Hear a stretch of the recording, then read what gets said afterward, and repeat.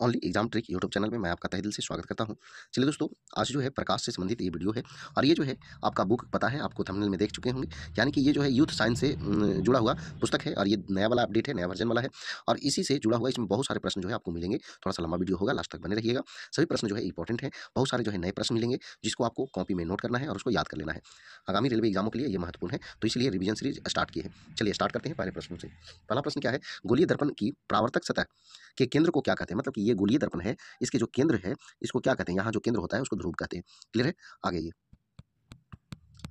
अगला क्वेश्चन है, तारकीय दूरी की एक माप है तो प्रकाश वर्ष है। आगे, स्पष्ट आकाश का नीला रंग किसके कारण होता है? तो प्रकाश के फैलाव के कारण या प्रकाश के प्रकीर्णन के कारण। आगे ये, जब हरे रंग की पत्ती को लाल प्रकाश में देखा जाता है तो वह कैसा दिखाई देता है? तो काले रंग। चलिए एक बात बताते हैं। देखिए, कोई भी कलर का फूल हो, पत्ती हो या कोई वस्तु हो, अगर उसी कलर में दिखेगा तो वो जैसा है वैसा ही दिखेगा। और श्वेत में दिखेगा, देखा जाएगा, तो वो जैसा है वैसा ही दिखेगा।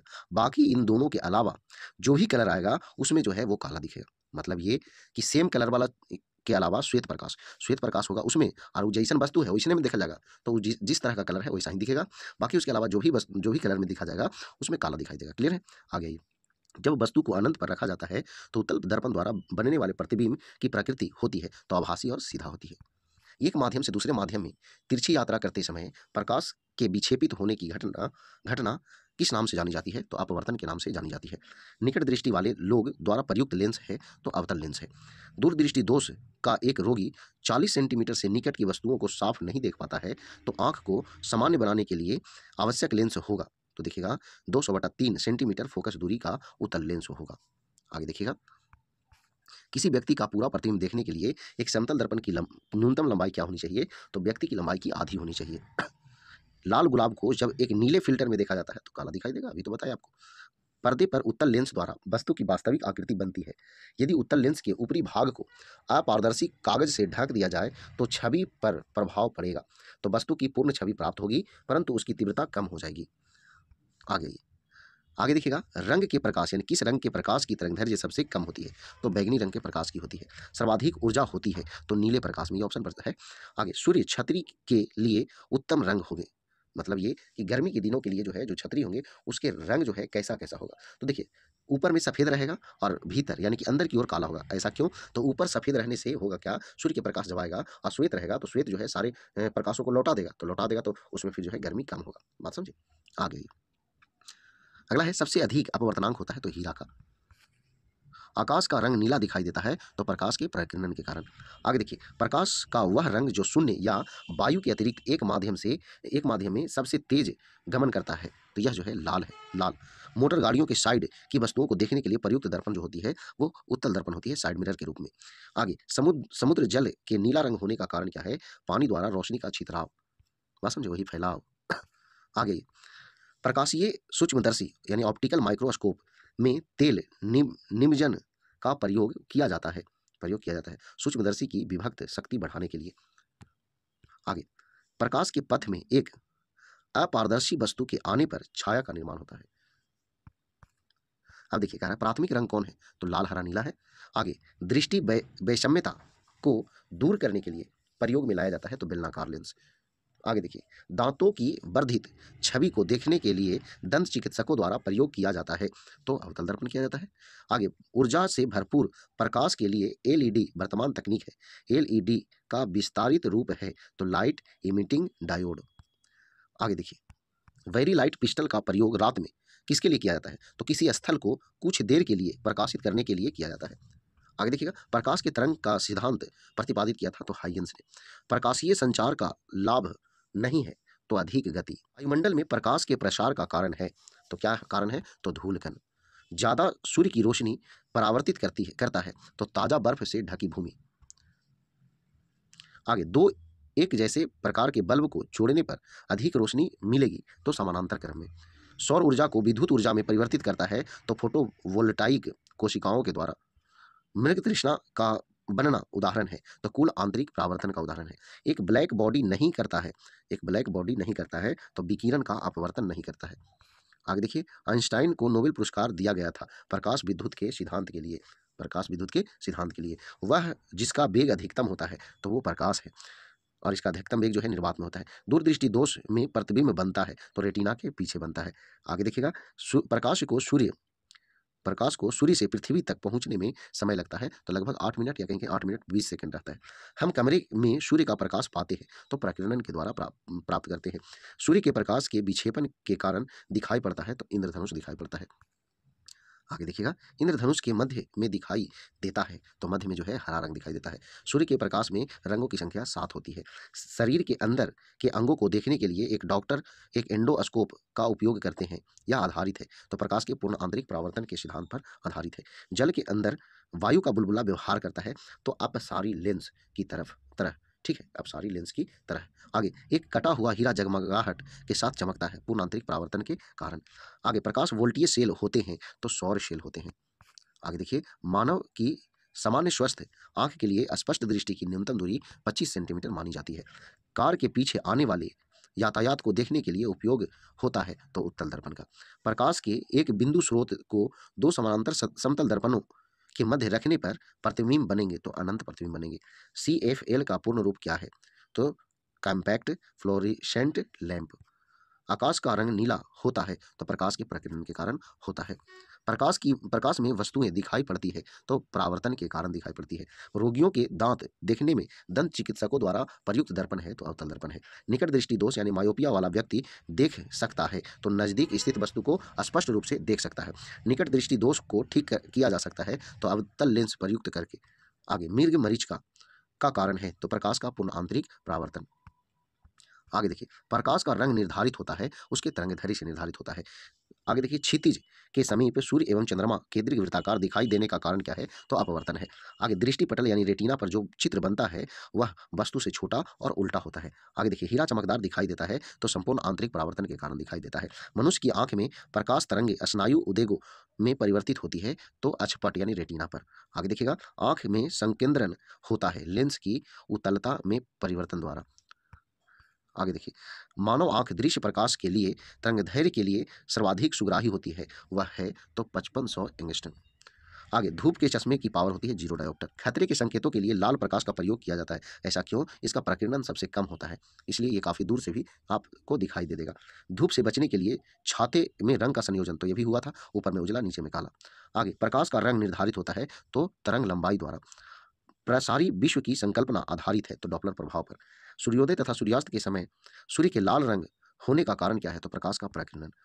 खगोलीय दूरदर्शी से बना प्रतिबिंब होता है तो काल्पनिक और बड़ा। खोज बत्ती में दर्पण जो प्रयुक्त होता है वह है तो नतोदर दर्पण यानी कि अवतल दर्पण। आगे देखिए, आंख की सुग्राहकता सबसे अधिक होती है तो पीला एवं हरे रंगों के बीच में। दृश्य प्रकाश का धैर्यमान प्रसार होता है तो 390 से 780 nm के बीच। आगे देखिए, रात्रि दृष्टिकोण के कैमरे में उपयोग नहीं करते हैं तो वस्तुओं से एक्स विकिरण का। किसी तारे का रंग दर्शाता है तो उसका ताप दर्शाता है। जब प्रकाश एक माध्यम से दूसरे माध्यम में जाता है तो अपरिवर्तित रहती है आवृत्ति। पूर्ण सूर्य ग्रहण के दौरान सूर्य को सीधे देखने से आंख में अपरिवर्तनीय क्षति पहुंचती है। रेटिना का जलना सूर्य की इस किरण के कारण होता है तो अल्ट्रा वायलेट प्रकाश के कारण जो है आंख को नुकसान पहुंचता है। आगे देखिए, पेंसिल सरीखे एक पिंड को चलते हुए टीवी पर्दे या ट्यूबलाइट के सामने तेजी से घुमाने पर उस पिंड के कई प्रतिबिंब हमें दिखलाई पड़ते हैं। इसका कारण है तो स्ट्रोबोस्कोपी प्रभाव। आगे देखिएगा, आंख में अंध बिंदु तथा पीत बिंदु पाए जाते हैं तो दृष्टिपटल में। दृष्टिपटल पर जो चित्र बनता है वस्तु से छोटा और उल्टा बनता है। वैज्ञानिकों ने हाल ही में विश्व का सबसे छोटा प्रकाश बल्ब बनाया है तो ग्रेफिन की सहायता से। किसी व्यक्ति का पूरा प्रतिबिंब देखने के लिए एक समतल दर्पण की न्यूनतम ऊंचाई होनी चाहिए तो व्यक्ति की ऊंचाई की आधी होनी चाहिए। आगे देखिए, एक समतल दर्पण की वक्रता त्रिज्या होती है तो अनंत होती है। आगे देखिएगा, प्रकाश का वेग अधिकतम होता है निर्वात में होता है। मानव आंखों की पुतली जिस एल्कलाइड के अति तनु विलयन से फैलाई जाती है वह है तो एट्रोफिन। प्रकाश सीधी रेखा में चलता प्रतीत होता है क्योंकि प्रकाश का तरंगदैर्घ्य बहुत छोटा होता है। आगे देखिएगा, पर्यावरण स्वच्छ रखने की दृष्टि से सर्वोत्तम ऊर्जा स्रोत है तो सौर सेल। आगे देखिएगा, पानी से भरे बर्तन में डुबाई गई छड़ मुड़ी हुई प्रतीत होती है तो अपवर्तन के कारण। सूर्योदय और या सूर्यास्त के तुरंत पहले सूर्य अंडाकार प्रतीत होता है अपवर्तन के प्रभावों के कारण। जब दो समानांतर समतल दर्पणों के मध्य कोई वस्तु रखी जाती है तो बनने वाले प्रतिबिंबों की संख्या अनंत होती है। खतरे के संकेत के लिए लाल प्रकाश का प्रयोग किया जाता है क्योंकि इसका प्रकीर्णन सबसे कम होता है। आगे, लेजर एक युक्ति है जिसके द्वारा उत्पन्न किया जाता है तो उदीप्त विकिरण वह प्रभाव जिसके कारण ब्रह्मांड की प्रकृति ज्ञात करने में सहायता मिलती है, तो यह डॉपलर प्रभाव। आगे देखिएगा, ये ट्रिक दिया हुआ है VIBGYOR के प्रकाश के किस रंग का तरंगदैर्घ्य न्यूनतम होता है, तो न्यूनतम जो है आपका बैगनी का होता है। सूर्य के प्रकाश में कितने रंग निहित होते हैं, तो 7 रंग निहित होते हैं। सूर्य के प्रकाश की लाल और हरे रंग की तरंगदैर्घ्य के अलावा महासागरों में जल के अणुओं द्वारा सूर्य के प्रकाश की अन्य कौन से रंग की तरंगदैर्घ्य अवशोषित की जाती है, तो वह है पीली। विद्युत चुम्बकीय स्पेक्ट्रम प्रकाश की पूरी श्रृंखला का वर्णन करता है जिसे आमतौर पर तरंग दैर्घ्य के 7 क्षेत्रों में और ऊर्जा और आवृत्ति में वृद्धि के क्रम में विभाजित किया जाता है। आगे देखिएगा, लाल, नीला और हरे रंग के प्रकाश को समान मात्रा में मिलाने पर किस रंग का प्रकाश बनता है, तो वह जो है आपका सफेद रंग का बनता है। आगे देखिए, प्रकाश तरंगे विद्युत चुम्बकीय तरंग होती है। प्रकाश जो है निर्वात में सबसे तेज गति से यात्रा करती है। आगे देखिए, जो वस्तुएं सूर्य की तरह स्वयं प्रकाश उत्सर्जित करती है उन्हें कहते हैं तो दीप्त पिंड वस्तु या फिर वस्तु। सूर्य द्वारा उत्सर्जित प्रकाश का रंग होता है तो सफेद होता है। सूक्ष्म निलंबित कणों वाले किसी माध्यम द्वारा प्रकाश किरण के प्रकीर्णन को कहा जाता है तो टिंडल प्रभाव कहा जाता है। सूर्योदय और सूर्यास्त के समय सूर्य का रंग लाल दिखाई देता है तो लाल को छोड़कर अन्य सभी रंग प्रकीर्णित हो जाते हैं, इसीलिए लाल दिखाई देता है।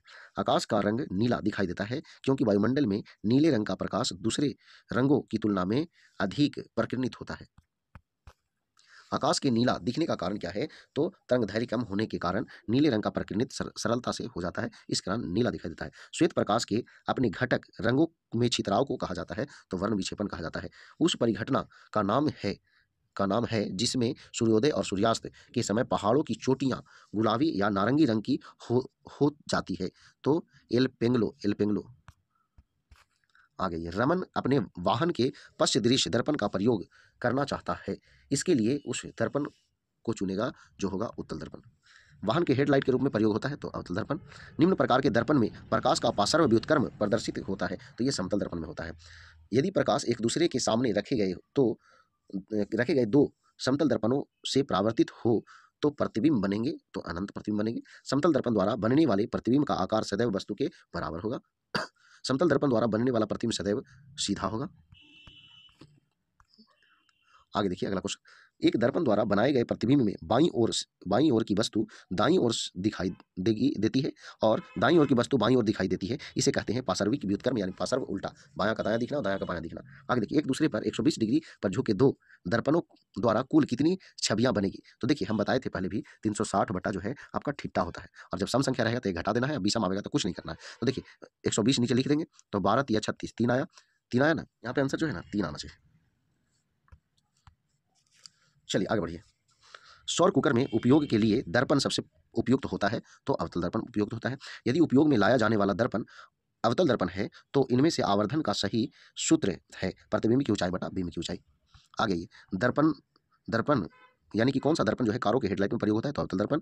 एक अवतल दर्पण में यदि बिंब को वक्ता केंद्र पर रखते हैं तो बनने वाला प्रतिबिंब क्या होगा, तो वक्ता केंद्र पर ही होगा। आगे, इस दर्पण में प्रतिबिंब आभासी, सीधा तथा बिंदु के साइज के बराबर होता है तो उत्तल दर्पण में। प्रकाशिकी में किसी पदार्थ का अपवर्तनांक सूत्र n बराबर c बटा v से दर्शाया जाता है, जहां c निम्न है। c क्या है, तो निर्वात में प्रकाश की गति है। आगे देखिएगा, प्रकाश की दिशा में होने वाले परिवर्तन की घटना जब वह एक माध्यम से अन्य माध्यम में होकर गुजरता है क्या कहलाती है, अपवर्तन कहलाती है। जब प्रकाश तरंगे एक माध्यम से दूसरे माध्यम में प्रवेश करती है तो अपने मूल पथ में विचलित हो जाती है, इस परिघटना को अपवर्तन कहते हैं। निम्न का अपवर्तनांक क्राउन कांच ग्लास के सबसे निकट है तो कनाडा वाल्सम का। आगे देखिएगा, पानी में से पैदा होने वाले बुलबुले में जो चमक होती है वह किस प्रक्रिया के कारण होती है, तो प्रकाश के संपूर्ण आंतरिक परावर्तन के कारण होती है। +2.5 डायोप्टर क्षमता वाले उत्तल लेंस की फोकस दूरी क्या होगी, तो 40 सेंटीमीटर होगी। देखिए अगर निकालना चाहते हैं तो निकाल सकते हैं। देखिए P बराबर क्या होता है, 1/f होता है। क्लियर है। अब देखिए P का मान जो है आपको दिया हुआ है, कितना दिया हुआ है, तो ये तो फॉर्मूला हो गया, इसको मिटा देते हैं पहले। अब देखिए, अब जो है आपको P बराबर दिया हुआ है 2.5 दिया हुआ है, यानी 25/10 दिया हुआ है, 1/f है। क्लियर है? तो एफ बराबर क्या हो सकता है? एफ बराबर 10/25 हो सकता है। ठीक है, 10 बटा जब 25 हो जाएगा, 25 और ये है कुछ मीटर में, ये हमेशा मीटर में होता है। अब लाना है कुछ में सेंटीमीटर में, सेंटीमीटर में लाना है तो आपको क्या करना होगा, तो 100 से गुना करना होगा। 100 से गुना करिएगा तो 25 से 4 बार में कट जाएगा, तो 4 दहियों 40 हो जाएगा, तो आपका आंसर जो है 40 सेंटीमीटर हो जाएगा। बाईफोकल लेंस के ऊपरी भाग में लेंस होता है तो अवतल होता है। निम्न लेंस सदैव आभासी, सीधा और छोटा प्रतिबिंब बनाता है तो वह है अवतल लेंस। यदि किसी वस्तु की शक्ति को डायोप्टर के रूप में व्यक्त किया जाता है तो वह वस्तु कोई लेंस होनी चाहिए, कोई लेंस होनी चाहिए। आगे देखिए, एक लेंस की क्षमता जो है माइनस में दिया हुआ है 2 डायोप्टर, तो डी क्या है, तो डायोप्टर है। आगे आइए, जब आप तेज रोशनी वाले कमरे से आते हैं तो आप मंद रोशनी वाले कमरे में वस्तुओं को नहीं देख पाते हैं। परितारिका सिकुड़ कर पुतली को छोटा बना देती है जिससे अ, आंख में कम प्रकाश प्रवेश कर पाता है, इसी कारण ऐसा होता है। अभिनेत्र लेंस में वक्रता को संशोधित करने में पेशियां मदद कर सकती है, तो पछाभी पेशियां मदद कर सकती है। आगे देखिएगा, जो लोग द्विफोक्सी लेंस लगाते हैं उनमें जरा दृष्टि दोष पाया जाता है। आगे देखिएगा, जरा दूरदर्शिता यानी प्रेस बायोपिया को सही करने के लिए आमतौर पर किस प्रकार के लेंस का इस्तेमाल किया जाता है, तो द्विफोक्सी लेंस का इस्तेमाल किया जाता है। रजत को दूरदृष्टि दोष यानी हाइपरमेट्रोपिया है। नेत्र रोग विशेषज्ञ उसकी दृष्टि को सही करने के लिए किस प्रकार के लेंस का सुझाएंगे, मतलब कौन सा लेंस जो है उसको बताएंगे, तो कॉन्वेक्स लेंस बताएंगे। आगे देखिए, अभिनेत्र लेंस की फोकस दूरी में परिवर्तन पछावी पेशियां पछमावी मांसपेशी की क्रिया के कारण होती है। आगे देखिएगा, दीर्घ दृष्टि दोष वाले व्यक्ति को सुस्पष्ट पढ़ने के लिए पठन सामग्री को कितनी दूर रखना पड़ता है, तो 25 सेंटीमीटर रखना होता है। आगे देखिएगा, मानव के अभिनेत्र लेंस के पतला होने पर फोकस दूरी बढ़ जाती है। पहला यौगिक माइक्रोस्कोप बनाया तो जाय जकारियास जॉनसन एक पेरिस्कोप का उपयोग करता है, तो 2 समतल दर्पण का। आगे, प्रत्यक्ष किरण और विकिरण के मापन के लिए उपकरण का प्रयोग किया जाता है, तो पाइलेरियोर्म। आगे, प्रकाश का अलग अलग रंगों में होने वाले बंटवारों को कहा जाता है वर्ण विक्षेपण। इंद्रधनुष के रंगों में सबसे लंबी तरंगदैर्घ्य होती है तो लाल रंग की होती है। बारिश की बौछार के बाद एक इंद्रधनुष के निर्माण की प्रक्रिया में सूर्य का प्रकाश छोटे पानी की बूंदों के माध्यम से वर्ण विक्षेपित हो जाता है, वर्ण विक्षेपित हो जाता है। आगे देखिएगा, इंद्रधनुष के निम्न रंग की तरंगदैर्घ्य सबसे कम होती है, तो सबसे कम जो है आपका बैंगनी रंग की होती है। तो चलिए दोस्तों, ये जो है आपका प्रकाश से जुड़ा हुआ सवाल था। अगला जो टॉपिक मिलेगा आपको विद्युत एवं विद्युत चुम्बकीय प्रेरण से जुड़े हुए टॉपिक मिलेंगे। तो चलिए दोस्तों, प्रकाश से जुड़े हुए ये बहुत सारे सवाल जो है ऑनलाइन के रूप में आपको हम करवाएं। अगर वीडियो पसंद आया, रिवीजन अच्छा हुआ, तो आप वीडियो को लाइक करें, दोस्तों के पास शेयर करें। तो आज पर इतना ही। जय हिंद, जय भारत, वंदे मातरम।